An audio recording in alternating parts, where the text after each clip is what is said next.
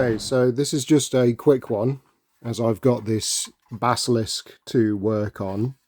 As I've said before, this is one of those, sort of started working on it for 40k, and then when things weren't quite going the right way, I stopped working on it, and so as great as a Legion Basilisk would be, it would just stick out like a sore thumb compared to all my other vehicles, especially in this state with like hatches and things missing.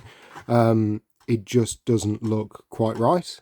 So I've had a thought, I've had a dig around. After completing the Typhon siege tank, I've found a bit that I didn't even know was included in the kit, but could just be perfect for this. So for those of you that don't, oh yeah, and here's for posterity, here's the other railing that goes at the back. I've just got to glue it back in. It's only like a 2-second job. So for those of you who don't know, the Typhon kit, if I just grab that, it has, so I'll just move the las cannon, it has this great big gun shield at the front, right? And the gun shield, in the instructions, it advises you to assemble it a certain way, and that's it. But the kit actually comes with a second gun shield, which I never knew. And I can only imagine this is because when they designed the kit, they made it so that it would have the options for the, goodness, isn't it like the laser destroyer variant or something, where it's like a triple-barreled monster of a tank destroying gun? I might be thinking of the Vindicator, but I'm sure the Typhon has a second version of the gun that they sell as a completely separate kit. Anyway, the point of the matter is it comes with this gun shield, and this, although it's not perfect, this helps fix the problem of this kit, as nice as it is, looking very clearly Imperial and, you know, Imperial Guard and 40k, and nothing at all like a Space Marine Legion vehicle.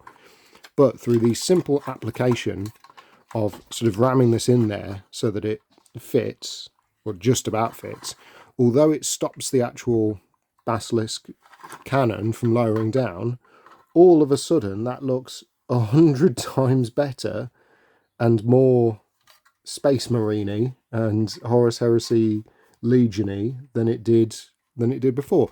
And it really is a perfect fit. I can't really stress this enough, because I've never liked the gun shield that comes with the Basilisk, because it's very Imperial and it's very old and it's very much a product of its time.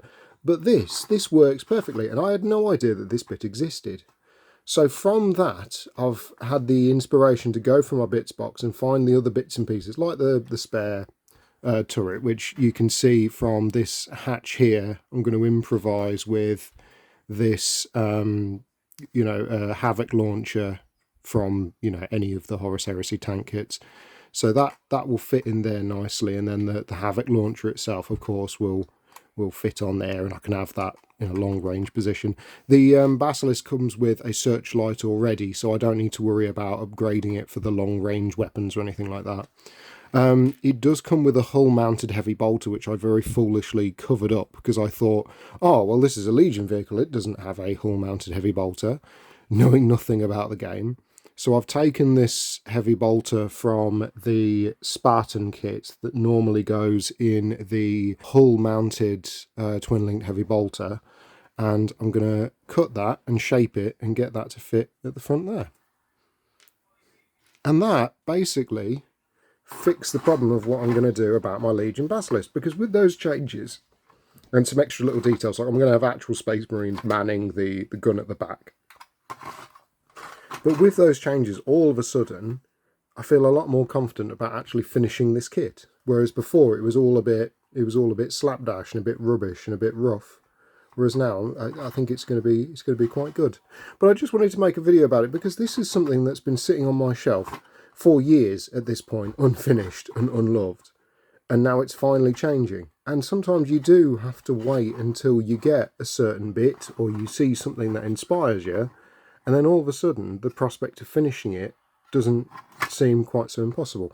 I mean, I'm still not quite happy about how open these sides are, and I know on the actual Legion Basilisk itself, it is a hell of a lot more enclosed kit. Like, we are talking a gigantic gun shield, heavy. I mean, it's mounted on a Rhino chassis rather than a Chimera chassis with the Legion kit, which makes sense, of course. But this is the thing, for something that's been pressed into service, especially in the late Heresy, this is fine. I can get away with it. I don't think it's a basilisk. People instantly recognise a basilisk when they see one, because the cannon is so iconic. It's the reason why it's not changed for like 30 years. But yeah, so I'm going to have a fiddle with that and finish it up. I'm not going to change the dozer blade, whilst I could... Oops, sorry. Whilst I could replace it with this Rhino one, I'd just prefer the old Imperial one, to be fair, as menacing and as giant as it is. And, you know, then there's the option to paint some hazard stripes on it across the front and all that good stuff. So, yeah, so that's the plan. It does mean that, sadly, the cannon's permanently locked in this upright position, rather than being able to have it, you know, come down and blow people away at short range, which I suppose is always an option from a modelling perspective. But this bit works so well, and I'm not going to start messing about with it now. Messing about is what led to this not being finished in the first place. So I'm actually going to finish the build. Right. And that, as they say, is that. There's still bits that I want to fix up and touch up on this build. There's the armouring around the tracks that I want to do, as well as the cowl around the gun itself. I sort of converted the heavy bolter to look more like a shrapnel cannon. The frag cannons from the Deathwatch Kill Team box set that I did in my last video. But the reality is, I'm not about to buy another shrapnel cannon anytime soon. So just some plastic rod and a bit of a plastic pipe, and that'll do. But honestly, it's fine. Like, it's this is the whole thing about basilisks. They're immediately identifiable across the room. You can spot a basilisk in a 40k or 30k game. So I'm not worried about that at all. I think the additions I've made all fit in really nicely. It's just the little touch-up details now. But one thing, I never knew this, but one thing I've discovered sort of putting this together is the actual little infantry compartment at the back for the loader and the gunners. That perfectly fits a 32mm base, which is interesting considering the age of this kit. All model bases were, what, 20-25mm? So, yeah, that's a bit of interesting future sight by GW there. Because, yeah, my two legionaries here that are going to be for my rapier battery, they can just hang out on the back. But it does also open up the door to other modelling opportunities. So yeah, that, as they say, is that, boys and girls. So, as always, thank you all for watching, my friends. Iron without. We bring